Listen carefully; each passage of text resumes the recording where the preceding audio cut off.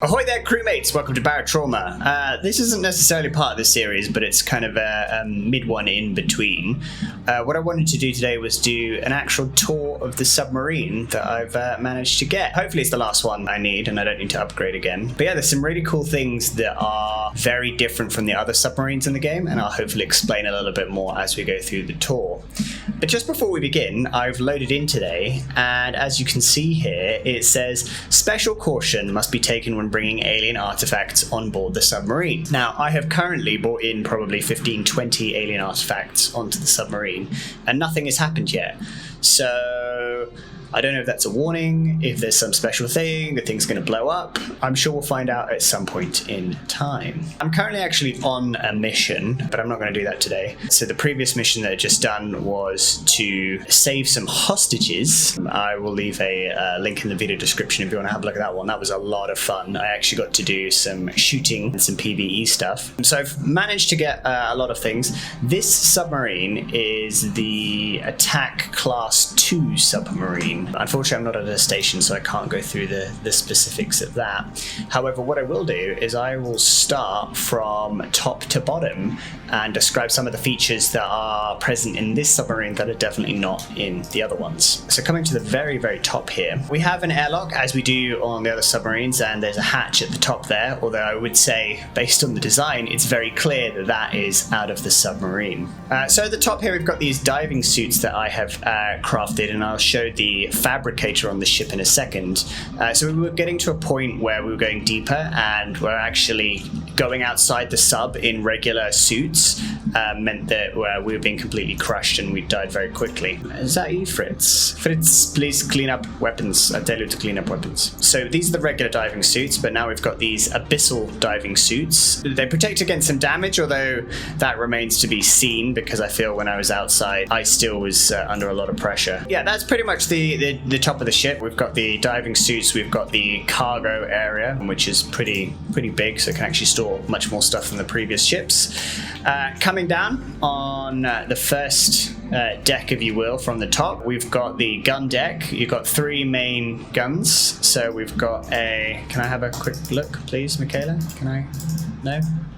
A bit selfish. There we go. We've got this first gun at the back, which I feel has a little bit more radius. We've actually upgraded the turning speed on these, and I'll come to the upgrades in a little bit. And then we've got the bottom one, which has a little bit more range and also turning speed. So these front ones take in the coil gun ammunition, which is really cool. These things have rechargeable batteries and they do get charged up. And then we've got the railgun loader, which has 5 shells, and it's this big beastie on the front here. Now this is really good for taking down hammerheads and molochs, as well as if you're in a kind of swarm and you just need to take down some additional things. It looks like it's got 2, but it only fires 1 at a time. So I don't know if that's the design thing. We've actually got a loading rack here, so we can actually put some shells inside should we need it. We've got more storage back here, and we've also got the gun lockers here that I am not currently authorized to use. Okay, so moving to the back of the ship, we now have a proper medical bay.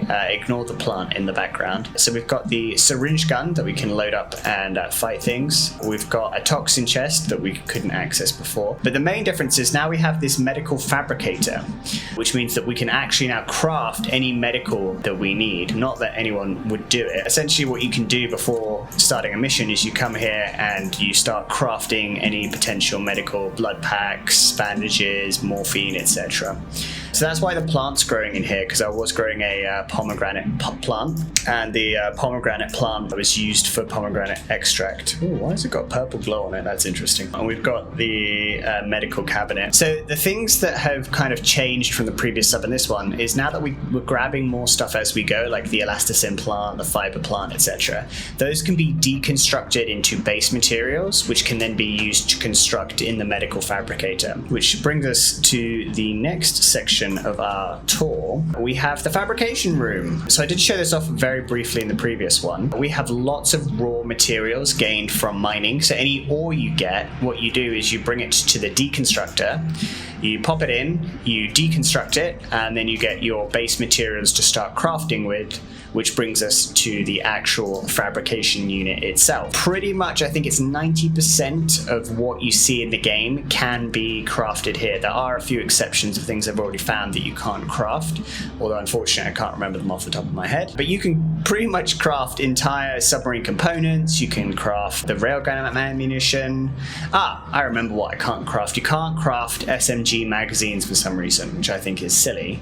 We've got storage containers, guys. Anyway, you think of it, you can build it. Which brings us on to the Abyssal diving suit that you saw upstairs. So you put in one diving suit, 2 titanium aluminium alloys, and a bit of rubber, or a rubber ducky, and you can basically get an Abyssal diving suit, which is what I've done to upgrade quite a few of the diving suits on the ship. Coming to the back here, we've got the large engine, which I've upgraded a few times, even though it still looks a little bit rusted. We've got the shuttle oxygen generator that I'm actually going to take this for and get someone to clean up. We've got a steel cabinet with a lot of stuff in it, more medicine and cabinets there. There's nothing else at the back of this ship here, so this is kind of the main new features that you definitely don't get on some of the other submarines. So definitely the first 2 submarines I had were much more scout, exploration, speedy ships.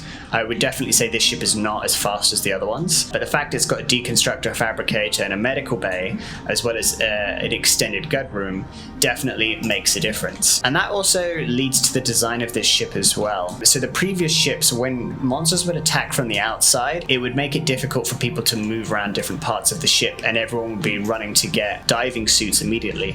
This gun compartment has basically got 2 layers. So this is the front of the ship, and extending up is the section above, and that's separated by a door here, which means that these people can actually fire on monsters for a lot longer before they actually breach into the containment area. And there's another defense feature right at the top there that I'll talk about when we head down. So beyond the utility of these additional things that have been added, the design of the ship just makes it much more durable as well for when certain things go wrong. So we've got a recharge station here for some batteries, and we've got our main circuit breaker here, along obviously with some fire extinguishers which are needed. Before I move on to the command deck, I'm just going to move to the bottom of the submarine that I haven't quite figured out yet. So I've got all these diving suits down here with lots of oxygen ready to go. Out here, you can't actually go out this door, despite wanting a button or something. I haven't figured out the use, at least from what I can see in single player, where this becomes useful. I know in multiplayer you can like board with other ships, but I don't know what that is currently used for. Let me know in the comments below if you know what that's used for, and maybe I should do some more research on it. So moving to the front of the ship, we've got the 3 ballast tanks which help the ship sink, and we're now moving on to the biggest, I would say, design flaw of this particular ship. It's not the crew quarters, although I don't know why it has to be in the middle of the submarine completely contained. I actually think the command deck would be better in this mid area, but it's the electrical room. Now the electrical room is a little bit farther away from everywhere else, so I would definitely say when people like Fritz or Zandra, the main engineer, come to actually maintain things, they have to run away from the reactor room and run away from the other electrical devices, which means that this particular room is really susceptible when it gets damaged to catching on fire. Now it is contained, but what I have found is that if there's 2 or more devices that are on fire, unless they're on top of that immediately, like that whole room catches on fire and it's really difficult to put anything out without dying. So that's my only complaint about this submarine so far, and to negate how bad that damage is, what I've done is I've gone and actually upgraded the resistance to fire for all the electrical components, and that was the first thing I had to do to ensure the whole ship doesn't burn down immediately, because if this room goes up, you lose electricity to the whole of the ship. You can't do anything else. The guns go, you can't defend the ship. It's a complete mess when that happens. So coming to the command room, we've got some additional features that are pretty cool I didn't know existed.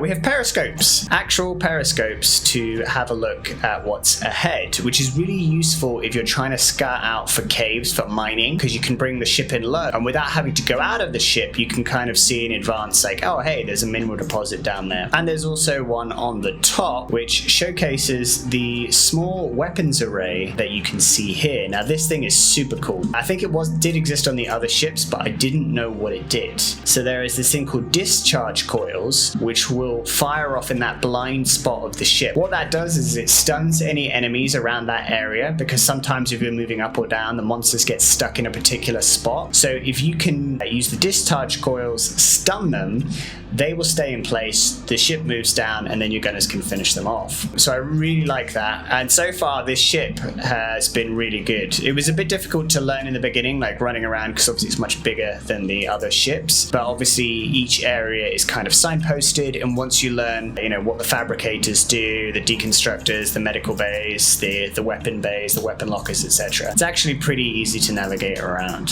So that's pretty much it. I just wanted to do this short, quick update of the ship I'm on, because I spent a lot of time kind of upgrading it. Unfortunately, I'm not at a station, so I can't go through the actual upgrades that I've got for this ship, other than I've spent pretty much all the money on the junction boxes to make sure they don't catch on fire and degrade over time. So I'm going to leave the video there. Let me know what you thought. Like, subscribe, it really helps out the channel and I appreciate it. Hit that notification bell if you want to see when I release new content, and I'll see you all on the next one.